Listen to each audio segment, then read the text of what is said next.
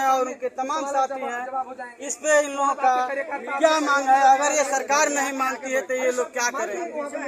सबसे पहले बहुत बहुत धन्यवाद आपका कि आप इतनी भीड़ में आए और हम लोग का समर्थन दिए, साथ साथ चले।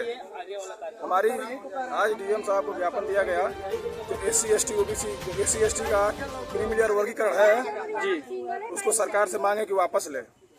सर मान लीजिए ये जो आप लोग ज्ञापन दिए हैं, मान लीजिए ये ज्ञापन जैसे मान लीजिए जो आप दिए हैं राष्ट्रपति को, वो मान्य नहीं करेगी तो आप लोग क्या कर पाएंगे, क्या करेंगे? मैं आपको बता देना चाहता हूँ जी, हमारे शीर्ष नेतृत्व बड़े भाई चंद्रशेखर आजाद जी का जी, SC/ST के खिलाफ जो ये वर्गीकरण क्रीमिलियर हुआ है, जी, अगर सरकार नहीं मान रही है तो जैसा हमारा भाई चंद्रशेखर आजाद जी का आदेश आएगा उसके हिसाब से हम लोग पालन करेंगे।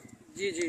ये सर मान लीजिए अभी एक पोस्टर लगाया है 100% आरक्षण लागू करें, अभी ये आप लोग को जैसे बैनर पर लिखा है, इसका मतलब क्या अभी तक 100% आरक्षण आप लोग को नहीं मिल रहा है? क्या आपको लगता है कि 100% आरक्षण लागू हुआ है? अगर जी, 100% आप लोग ऐसा क्या सोचता पड़ा तो आप लोग धरना प्रदर्शन पे उतर आए?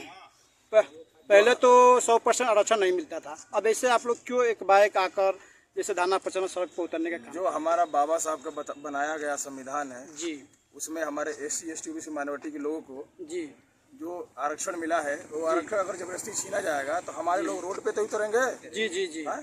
हमारे लोग कहाँ सरकार से आपको क्या मांग है? सरकार से हमारी मांग यही है जी, कि जातिगत जनगणना करवाए, जी, पहली मांग। जी। दूसरी, अनुसूचित जाति एवं जनजाति तथा अन्य पिछड़े वर्गों को आरक्षण कोटा में विभागों में पूरा किया जाए। जी, ठीक है। तीसरी मांग, गैर सरकारी संस्थानों में आरक्षण व्यवस्था लागू की जाए।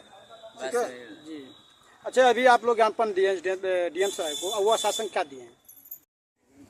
देखिए, मैं ये पूछना चाहता हूँ कि ज्ञापन दिया गया है जो डीएम साहब को, यहाँ पे संगठन से मनोहर भाई हैं, इनका क्या पद है और किस तरीके से ये दिए हैं अपना विज्ञापन, क्या इनसे मांग है? मैं एडवोकेट मनोहर कुमार भारती, मंडल सह संयोजक बोला।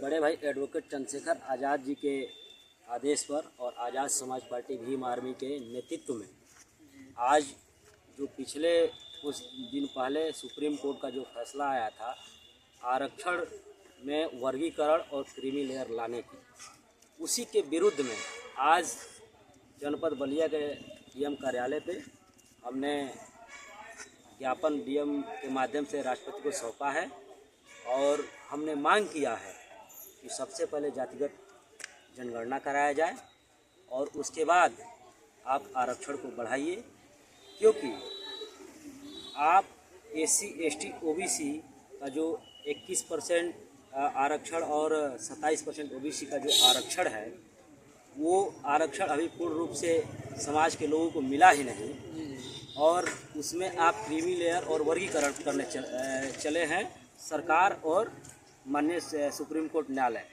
यदि सुप्रीम कोर्ट न्यायालय हमारी इतनी ही तैसी है तो सबसे पहले आरक्षण के तहत SC/ST OBC का जो बैकलॉग है उस बैकलॉग को भरा जाए और कोलूजियम सिस्टम को ख़त्म करके जो पूर्ण रूप से जो 21% और 27% अभी जो आरक्षण मिला ही नहीं है उसको लागू करे और जनगणना के बाद संख्या बढ़ी है तो आरक्षण भी बढ़ाए।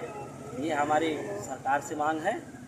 सर आपसे सुप्रीम कोर्ट का जैसे मान लीजिए सर, अभी जैसे हाल ही में जो सुप्रीम कोर्ट निर्णय दिया, अभी धरना प्रदर्शन पर आप लोग उतरे हुए हैं, पूरा बलिया जिला जाम किए थे।